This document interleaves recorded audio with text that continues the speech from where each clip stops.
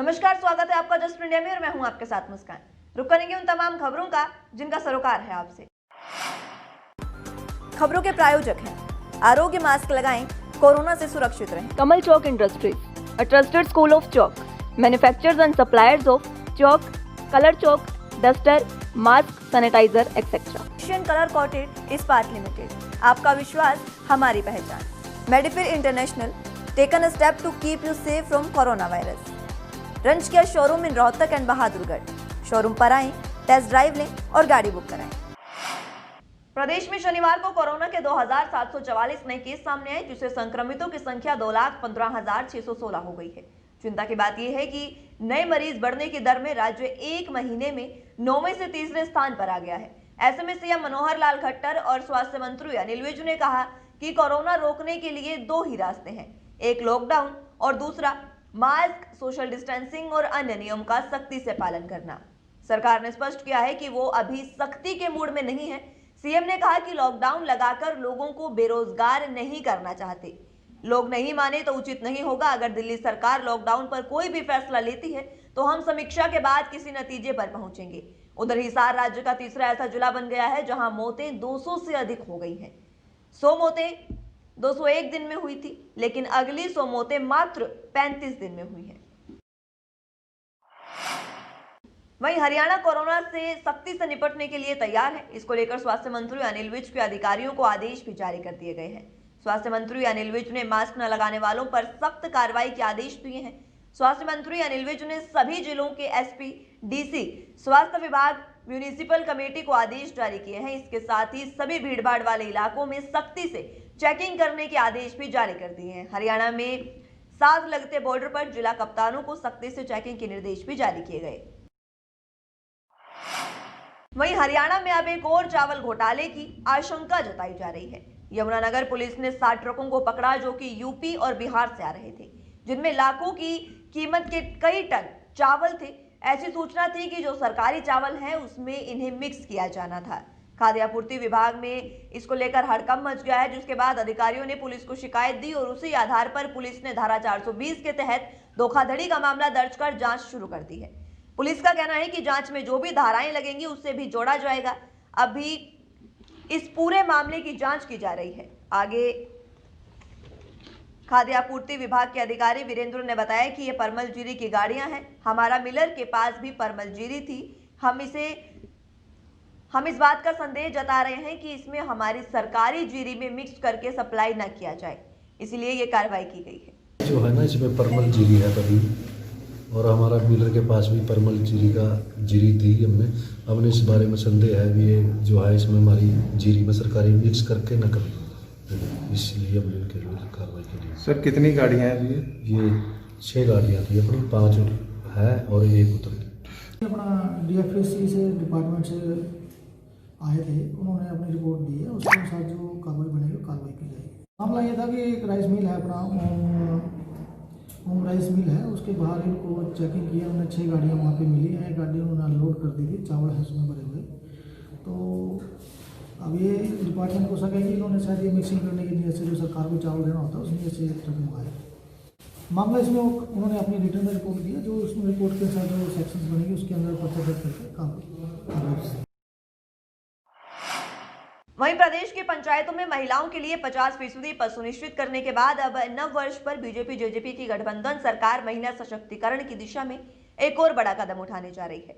राज्य सरकार प्रदेश में राशन डिपो के संचालन के लिए महिलाओं की भागीदारी सुनिश्चित करेगी ताकि मातृशक्ति को ज्यादा ताकत मिले। ये जानकारी प्रदेश के उप मुख्यमंत्री दुष्यंत चौटाला ने दी। वो शनिवार को गुरुग्राम से जेजेपी के नए जिला कार्यालय के उद्घाटन कार्यक्रम को संबोधित कर रहे थे। डिप्टी सीएम ने कहा कि गठबंधन सरकार महिलाओं को सुदृढ़ बनाने के लिए प्रतिबद्ध है। उन्होंने कहा कि इस दिशा में सरकार नए साल तक राशन डिपो के संचालन के नियमों में बदलाव लाकर इनकी नियुक्ति में महिलाओं की भागीदारी सुनिश्चित करेगी। हरियाणा सरकार हरियाणा लार्ज स्केल मैपिंग परियोजना और स्वामित्व योजना के तहत प्रदेश में किए जा रहे ड्रोन फ्लाइंग कार्य को जनवरी 2021 तक पूरा कर लेगी और मार्च 2021 तक फीचर एक्सट्रैक्शन कार्य को भी अंतिम रूप दे दिया जाएगा। ये जानकारी मुख्यमंत्री मनोहर लाल की अध्यक्षता में भारत के महासर्वेक्षक लेफ्टिनेंट जनरल गिरीश कुमार और राज्य के सभी जिला उपायुक्तों के साथ वीडियो कॉन्फ्रेंसिंग के माध्यम से आयोजित हरियाणा लार्ज स्केल मैपिंग परियोजना और स्वामित्व योजना की समीक्षा बैठक के दौरान की गई। हरियाणा के मुख्यमंत्री मनोहर लाल ने निर्देश दिए हैं कि प्रदेश रेवेन्यू स्टेट में निजी, सार्वजनिक, कृषि और निवास क्षेत्र को वर्गीकृत करते हुए उसे रेवेन्यू एस्टेट की कुल भूमि का डाटा एकत्र किया जाएगा। वहीं जननायक जनता पार्टी आगामी 9 दिसंबर को भिवानी में विशाल जनसभा करके अपना दूसरा स्थापना दिवस मनाएगी। जेजेपी जनाभार के नाम से रैली का आयोजन कर गठबंधन सरकार के 1 साल के कार्यकाल के दौरान उप मुख्यमंत्री दुष्यंत चौटाला द्वारा प्रदेश हित में करवाए गए कार्यों के लिए उनका और गठबंधन सरकार का आभार भी प्रकट करेगी। ये निर्णय जेजेपी के राष्ट्रीय अध्यक्ष डॉक्टर अजू सिंह चौटाला की अध्यक्षता में शनिवार को हुई राष्ट्रीय कार्यकारिणी की सर्वसम्मति से लिया गया। इस बैठक में प्रदेश के उप मुख्यमंत्री दुष्यंत चौटाला भी मौजूद रहे। बैठक में पार्टी द्वारा सर्वप्रथम शोक प्रस्ताव पेश किया गया, जिस पर वरिष्ठ नेताओं ने 2 मिनट का मौन धारण कर महान विभूतियों, पार्टी से जुड़े नेताओं, कार्यकर्ताओं और उनके परिजनों के निधन और शहीद सैनिकों को श्रद्धांजलि दी। प्रदेश में हो रही चोरी की घटनाओं को लेकर कांग्रेस नेत्री किरण चौधरी ने बीजेपी सरकार पर निशाना साधा है। उन्होंने कहा कि आए दिन प्रदेश में अपराधों में वृद्धि चिंताजनक विषय है। अपराधी खुलेआम वारदातों को अंजाम देकर बेखौफ घूम रहे हैं। आए दिन चोरी और लूट जैसी घटनाएं सुनने को मिल जाती हैं। अपराधों को रोकने के लिए बीजेपी सरकार कुछ नहीं कर रही है। अपराधी खुलेआम घूम रहे हैं, उन्हें न पुलिस का खौफ है और न ही प्रशासन का। किरण चौधरी ने कहा कि आमजन जान और माल का व्यापक नुकसान झेल रहे हैं। शासन और सरकार और प्रशासन आंखें बंद कर मौन साधे हुए है। प्रदेश सुरक्षित हाथों में नहीं है। वहीं रोहतक के उपायुक्त कैप्टन मनोज कुमार ने कहा कि हरियाणा सरकार ने प्रदेशवासियों के लिए मनोहर ज्योति नाम से नई योजना की शुरुआत की है। उन्होंने कहा कि इस योजना के द्वारा सरकार लोगों को सोलर सिस्टम प्रदान करेगी, जिसको लोग अपने घरों में लगा सकेंगे। इससे बिजली की बचत होगी और बिजली बिल की राशि में भी कमी आएगी। उपायुक्त ने कहा कि बिजली हमारे दैनिक जीवन में काम आने वाली, अब बिजली की खपत ज्यादा हो रही है और सभी काम बिजली से हो रहे हैं। इस योजना में बिजली की खपत कम होगी। इसके लिए आपको एक बार निवेश करना है, जिसके बाद आपका बिजली का बिल आधा किया जाएगा। इस पर मनोहर सरकार सब्सिडी भी दे रही है। खबरों के प्रायोजक थे Shri Shyam plywood and lamination, वेंसपिल अपरेड्स लव, boiling water proof plywood, SCF 48 HUDA complex Rohtak. Kamal Chowk industries, a trusted school of chalk, manufacturers and suppliers of chalk, color chalk, slate pencil, duster, dustless chalk, housekeeping material, mask, sanitizer, hand wash.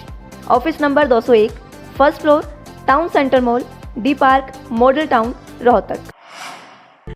Corona महामारी से लड़ने के लिए आरोग्य mask लाया है आपके लिए सबसे आधुनिक मास्क। इसके साथ ही आपको मिलेगी आधुनिक PPE किट, वो भी बहुत ही सस्ते रेट पर। contact@arogyamask.com पर जाएं और हमसे संपर्क करें या फिर www.arogyamask.com से जुड़ें। इसके साथ ही आप हमें कॉल कर सकते हैं। हमारा पता है Anand international, plot number 181, Panipat, Haryana. Be Fast Fit, India's fastest growing fitness chain, now at Rohtak D Park.